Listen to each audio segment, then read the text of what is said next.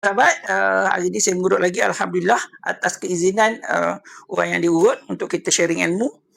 Okey, sebelum saya mengurut, saya akan check dulu current tu. Ini cara nak rasa. Nak rasa current tu. So, abang tadi dah 30 tau.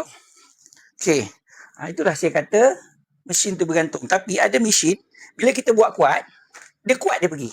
Saya letak macam ni, dia tu rasa terkejut. Macam mesin ni dia ada intelijen dia slow-slow naik.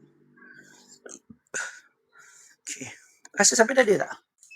Ni kita sebenarnya pakai glove perak ni, dia akan mengalihkan bioenergetik daripada mesin. Daripada mesin ni, ni mesin dia. Daripada mesin ni, dia akan alihkan elektrik melalui wire ni ke glove ni. Jadi glove ni lah yang kita gunakan untuk mengurut. Jadi kita hanya sapu-sapu sahajalah. Siapa yang bertanya tu? Sorry. Apa benda wire yang diguna? Kita menggunakan mesin for how bioenergetic meridian massage.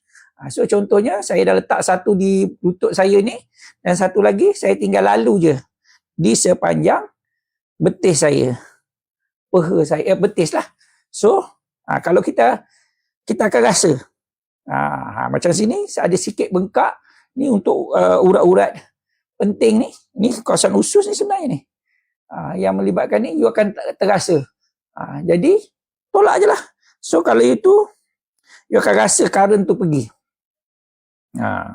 Tapi kalau first time yang baru nak belajar, yang nak cuba,